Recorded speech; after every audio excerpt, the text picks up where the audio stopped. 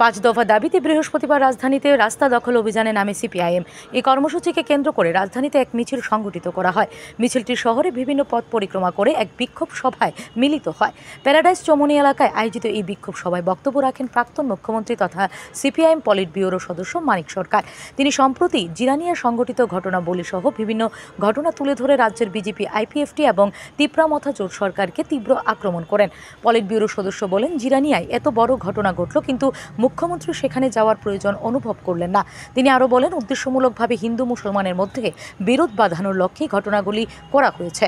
গণতান্ত্রিক আন্দোলনের ভিত্তি দুর্বল করতে বিজেপি, আরএসএস এবং বিশ্ব হিন্দু পরিষদের মদতে এই ঘটনাগুলি হচ্ছে বলে অভিযোগ করেন মানিক সরকার।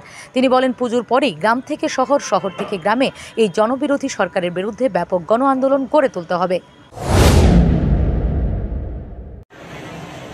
ওই পশ্চিমবাংলা, বিহার, আসাম, এমনকি তার বাইরে অন্য রাজ্য থেকেও এখানে সরকারি চাকরি নিয়ে নিচ্ছে। ত্রিপুরা রাজ্যে অন্য রাজ্যের কোনো ছেলে মেয়ে, অন্য রাজ্যের শ্রমিক আসতে পারবে না, আমরা কথা বলছি না। কিন্তু আমাদের দেশের সরকারের নিয়ম, রাজ্য সরকারের group B, group C, group D, এই সমস্ত চাকরিতে সেই রাজ্যের যদি স্থায়ী বাসিন্দা না হয় তারা পেতে পারে না, কোন রাজ্যে হয় না, কেন্দ্রীয় সরকারের দপ্তরগুলো ব্যতীত। কিন্তু আজকে ত্রিপুরা রাজ্যের মধ্যে স্থায়ী চাকরি যেমন চলে যাচ্ছে, আর সমস্ত স্থায়ী চাকরিগুলোকে আউটসোর্সিং। আউটসোর্সিং মানে কি?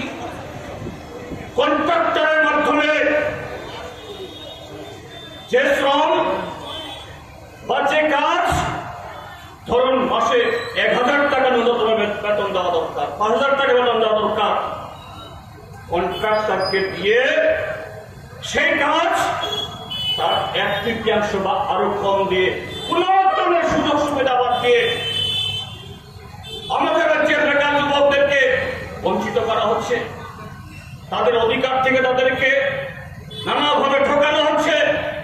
এদের ছুটি নেই, এদের পেনশন নেই, এদের গ্র্যাচুইটি নেই, এতে শুধুমাত্র বেকার যুবকরা বঞ্চিত হচ্ছে তা না। Bureau report, S Bharat live 24 hours.